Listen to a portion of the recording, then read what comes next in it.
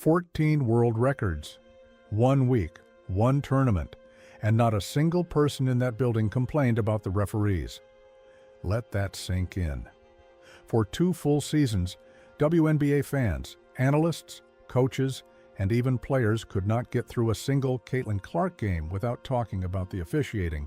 It was the constant, unavoidable backdrop to everything she did. But then Clark stepped onto a FIBA court in Puerto Rico, and something remarkable happened. The conversation about referees simply disappeared because there was nothing to complain about. The calls were there, the fouls were called, the rulebook was followed, and the result of that one simple change was historically unprecedented basketball. This is the story the WNBA does not want you to connect, because FIBA just ran the controlled experiment that 2 years of fan frustration and league deflection never produced. And the numbers don't leave any room for interpretation. If you've been watching closely and feeling like something was deeply wrong with how Caitlin Clark has been officiated in this league, this video is going to give you everything you need. Hit that like button right now, because what we're about to walk through is the kind of documented, frame-by-frame, statistically undeniable case that the league has spent 2 years telling you didn't exist. Here is the core argument. Stated plainly, when referees call the game by the rules, when contact on the ball handler draws a whistle, when reaching in gets penalized, when illegal screens get flagged, Caitlin Clark does not just perform well. She produces numbers that have never been produced before in international competition. Ever. By anyone. So the question that follows is brutally simple. What does it mean that those same calls were not being made in the WNBA for 2 consecutive seasons? It means the records we just watched get broken in Puerto Rico should have been appearing in WNBA box scores. And they weren't. And that's not speculation. That's arithmetic. Let's build the case from the ground up, because this story did not start in Puerto Rico. The 2024 WNBA season gave us the moment that crystallized everything for casual observers. Kennedy Carter's hip check on Clark is the clip that gets shown because it's the most visually obvious. A full-body check. No play on the ball, 0 attempt to defend the shot, executed directly in front of a referee who was standing close enough to have made the call in his sleep. The whistle never came. Clark was visibly frustrated. Carter chirped at her. The officials watched all of it happen and did nothing. That single play told defenders across the entire league something critical. You can put your body on Caitlin Clark without consequences. The rulebook does not apply to her. And once that message was sent, teams received it. Alyssa Thomas made contact on catches, contact on drives, hand-checking that would have drawn a whistle in any other professional basketball environment on the planet. Clark got grabbed coming off screens. Defenders stepped into her landing zone on jump shots, one of the most dangerous and penalized violations in officiating training manuals. And the whistle stayed silent. This wasn't incidental contact. This was a team-wide strategic deployment of physicality that worked because the referees allowed it to work. The 2025 season did not get better, it got worse. There was a play in a tight game where Clark drove the baseline, took a foul on her shooting arm before the ball even left her hand, and the ref swallowed the whistle entirely. We are not talking about a borderline call in traffic. We are talking about documented contact, multiple points of impact, on a shooting motion from a defender who had been committing similar contact throughout the game, and nothing. The sequence went first foul, second foul, contact on the shoulder, contact on the arm on the follow-through, 4 separate points of impact on a single possession, and no call. The downstream effects of a missed foul call in a close game go far beyond the possession itself. 2 free throws in a 1-possession game against the New York Liberty isn't just 2 points, it's momentum.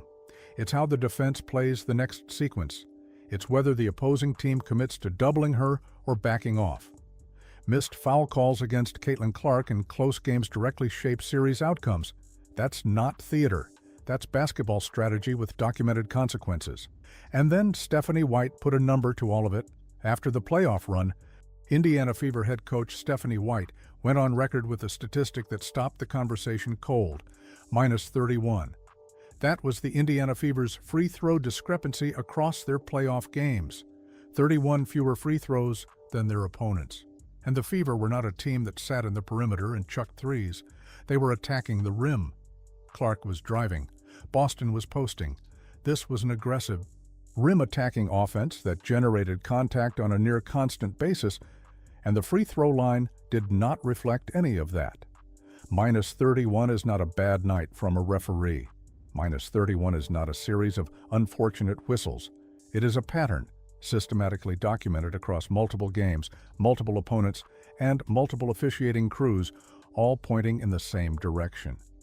When Stephanie White said the disrespect for her team had been unbelievable, she wasn't venting for the cameras. She was describing a statistical reality that the numbers confirmed. So what did the commissioner of the WNBA, Cathy Engelbert, have to say about all of this? When asked directly about referee quality and whether anything was being done to address the ongoing concerns from fans, coaches, and players, Engelbert's response was 4 words. They are human. That was it. 2 full seasons of documented video evidence, a minus 31 free throw gap in the playoffs, coaches going on record. And the official response from league leadership was a shrug dressed up as wisdom. What makes that answer genuinely revealing isn't what it says. It's what it doesn't say. Nobody was claiming the referees were robots. Nobody was demanding perfection. The argument was never about human error. It was about directional, consistent, one-way application of the rulebook that operated across multiple venues, multiple opponents, and multiple different officiating crews. Random human error goes both ways. What happened to Clark went one way, consistently, for 24 months. Engelbert's response tells you one of 2 things. Either she had not watched the tape, or she had watched it and decided the appropriate response was to do nothing. Neither of those options reflects well on the stewardship of this league. The WNBA's credibility with its own most-watched player and her fan base was eroding in real time, and the league's public posture was that there was no problem to solve. That institutional position was about to be dismantled by an organization that had nothing to do with the WNBA and wasn't trying to make a point. FIBA was just calling basketball. The FIBA Women's Basketball World Cup qualifying tournament in Puerto Rico was not designed to settle a debate. It was a regional qualifier with competitive basketball on the line, but because it was officiated by referees operating under a different institutional culture, one that had no history of Clark, no 2-year pattern to perpetuate, and no incentive to protect anyone, it accidentally became the most important evidentiary exhibit in the ongoing case about how the WNBA has treated its most consequential player. Before we get into what Clark did in that tournament, drop a comment below and tell us, do you believe the WNBA's officiating pattern around Clark was deliberate or systemic negligence that nobody at the top wanted to correct? The distinction matters for what comes next, and this community has been piecing this together longer than most media outlets have been willing to acknowledge it. Clark's debut against Senegal was the flashpoint. She played significant minutes running offense from the top of the key, and the FIBA referees did something the WNBA's officiating crews had systematically avoided for 2 seasons. They called contact. When defenders put their hands on her, the whistle blew. When screens were set illegally, the play got stopped, basic, textbook, rulebook compliant officiating, and on that floor, with that standard being applied, Caitlin Clark dropped 12 assists in a single game and broke 5 FIBA World Records before halftime. 5. In one game, most assists in a Team USA senior national team debut, highest single-game assists total in FIBA competition, records that had been standing for years, some of them for decades. Gone in 40 minutes because the floor was spaced the way it is supposed to be spaced when defenders cannot put their hands on the ball handler without consequences. The Puerto Rico game was the most instructive test of the tournament precisely because it was the hardest one. Puerto Rico ran a box-and-1 on Clark, one defender assigned exclusively to her everywhere on the floor, 4 players in zone behind. That scheme exists for a single purpose, to remove one player from the game entirely, and Clark's touches were actively managed down, partly by the scheme, partly by coaching decisions we will get to in a moment. But here is the critical detail. Even in that game, with a dedicated defender on her and limited touches, when Puerto Rico's defenders made physical contact, the FIBA whistle blew. It didn't become a street fight the way WNBA games do when teams load up on Clark and refs let it go.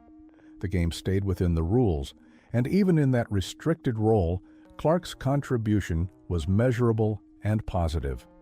That contrast, a box and one with proper officiating versus open court play with no foul protection in the WNBA, tells you everything about the difference between what Clark has been experiencing domestically and what fair officiating actually looks like.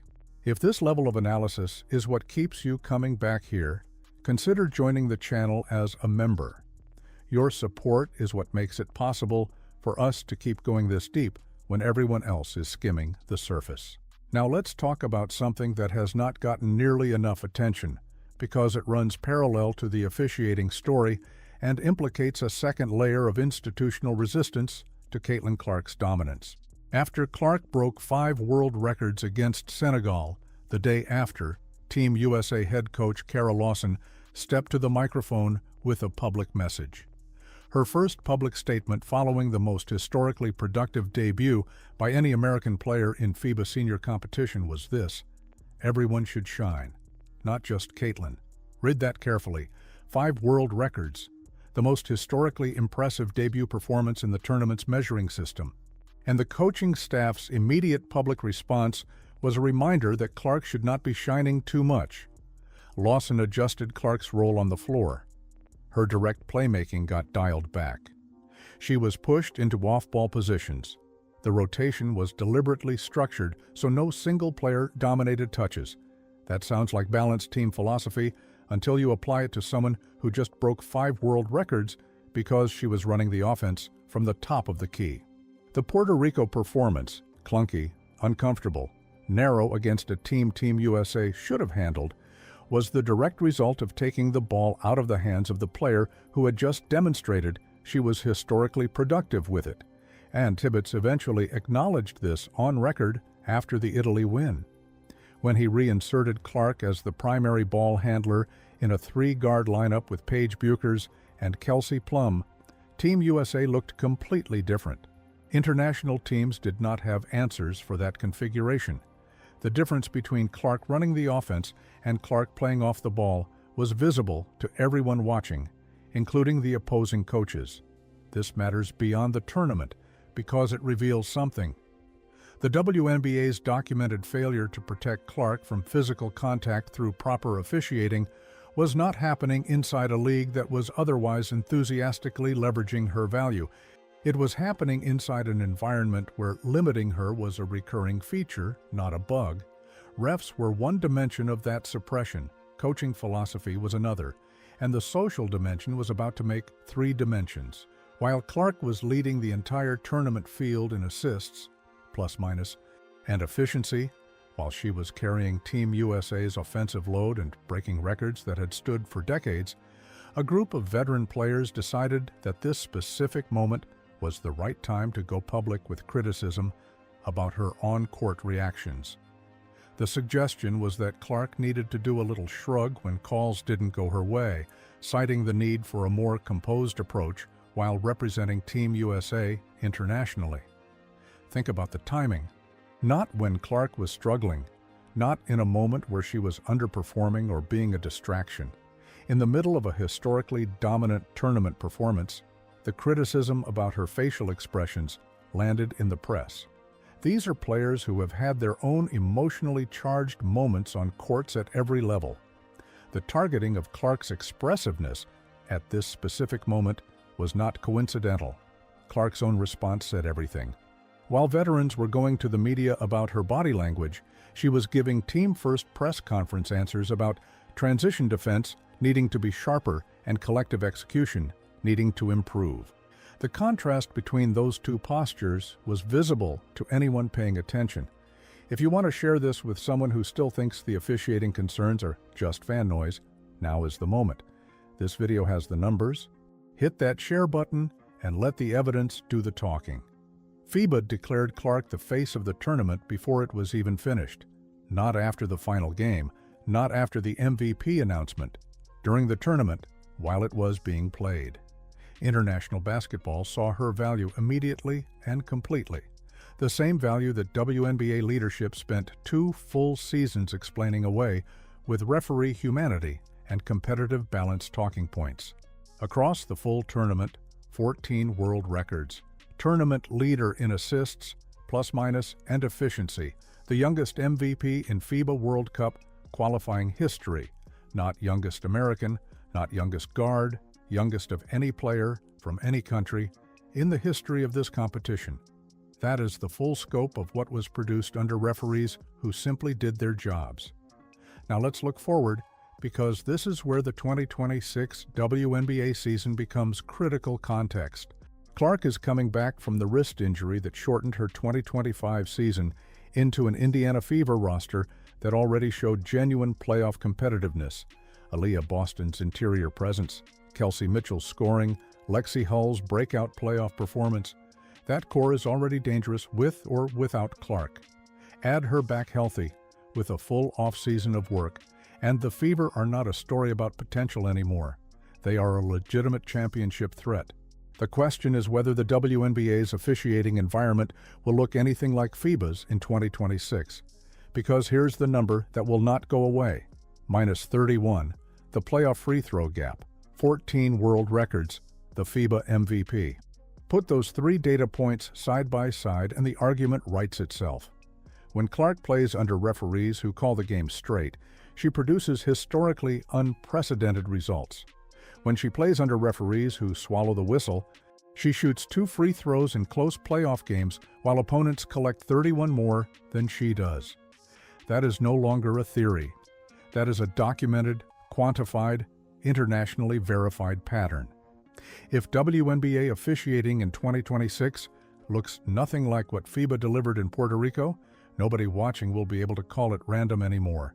The control group has been established, the results have been recorded, and Caitlin Clark is coming back healthy with a roster around her to a league that has run out of explanations.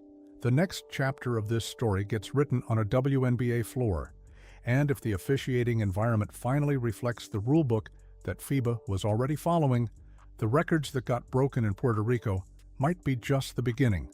Subscribe and turn on notifications so you are here when that chapter opens. Because when Clark is healthy, on a competitive Fever roster, and the officiating question gets answered in real time, this is going to be one of the most important storylines in women's basketball history. That video is coming. Make sure you're in the room when it does.